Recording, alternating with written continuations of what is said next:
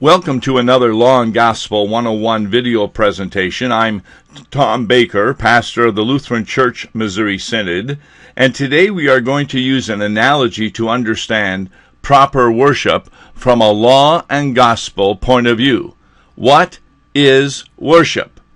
We're going to use a play, and in a play, of course, you have an audience, you have an actor, and you have a prompter. So the first question to ask people is, in a worship service, who do they consider to be the audience? And the answer that you're going to get is the congregation. And who's the actor up front doing the acting? They will say, the pastor. And who prompts the pastor to lead the people in worship? The answer you will get is God. Now, that is never correct, because worship is not an entertainment function that people go to see in order to find humor or entertainment in. No, instead, what do we call it? We call it a worship service. So who really is doing the acting? Who is doing the worshiping? And the answer you will receive, the congregation. And who are they worshiping? The answer, God. And who is prompting the congregation to worship God properly? The answer you'll get is the pastor. But that, though it could be true in some circumstances, which we will develop shortly, is not the real point of the analogy of worship. For example, do you leave a worship service sometimes very comforted, feeling joyous because of your relationship to Jesus Christ? The question I'm asking, who, therefore, is really running the verbs?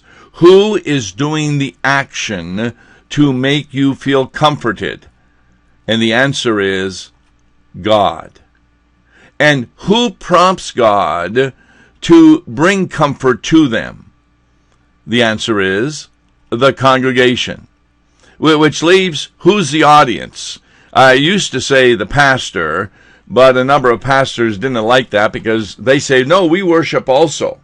So we've changed that a bit, and we put down pastor and angels. Now, in this sense, therefore, you have really two correct answers. The first one is never correct. Congregation, pastor, and God in that form. That's never correct. But the second one could be the sacrificial part of the service, where the congregation sacrifices their offerings, their voices, their praise to God, their prayers to God, and the other part of the service is called the sacramental. Now, some people think that the first part of the worship service is the sacrificial, and then afterwards, when we get into the Lord's Supper and such, that's the sacramental. I do not agree with that.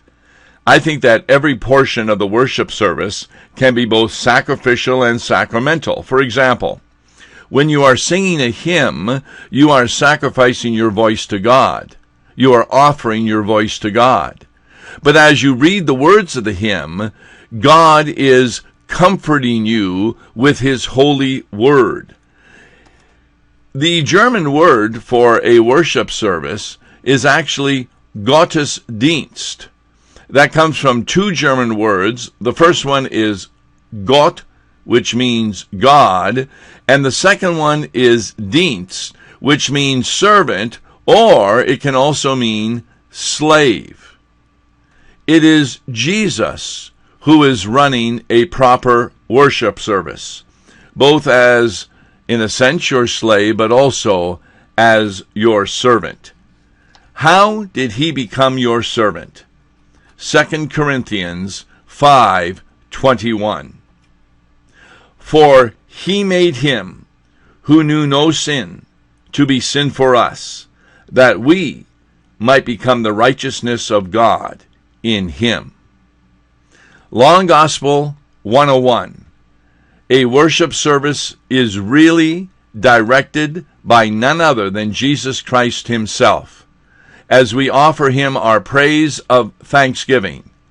It is not an occasion where we are to be entertained. It is an occasion instead where he uses his means of grace, word and sacrament, to bring to us not only the forgiveness of sins, not only the robe of righteousness, but the hundreds of promises and blessings that we will receive during the whole week as we remain in the Word of God.